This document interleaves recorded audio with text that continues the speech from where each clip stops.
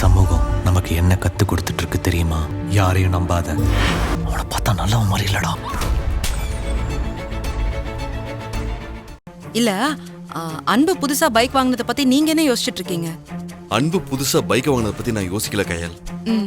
Bike வாங்கினதுக்கு அப்புறம் புதுசா நடந்துக்கிறாங்கல்ல, அத பத்தி யோசிச்சுட்டு இருக்கேன். ஐயோ, ஒண்ணுமே புரியல எனக்கு. என்ன சொல்ல வரீங்க?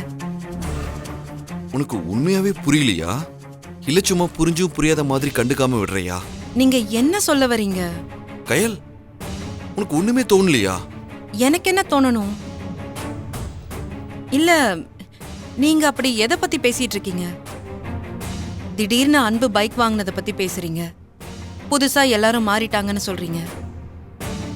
இதையெல்லாம் வச்சு நீங்க எதை பத்தி பேசுறீங்கன்னு எப்படி நான் புரிஞ்சுக்கிறது? சரி, நான் ஓப்பனாவே கேக்குறேன். இன்னைக்கு அன்பு புதுசா பைக் வாங்கிட்டேன்னு எல்லாரையும் ஓட்டி பார்க்க சொன்னான். ஷாலினி, காமாட்சி அத்தை, ஆறுமுகன்னு எல்லாரையும் உட்கார வச்சு சந்தோஷமா பைக்ல ரவுண்ட் போயிட்டு வந்தான். ஆனா அவன் கண்ணு முன்னாடியே தான் நாம நின்னோம். அவன் ஒரு வார்த்தை கூட இந்தாங்க மாமா பைக்கை ஓட்டி பாருங்க, அக்காவை கூட்டு போங்கன்னு சொல்லவே இல்லையே. அது உனக்கு கஷ்டமாவே இல்லையா? அதை நினைச்சு நீ ஃபீல் பண்ணலையா? சரி, என்னை விடு.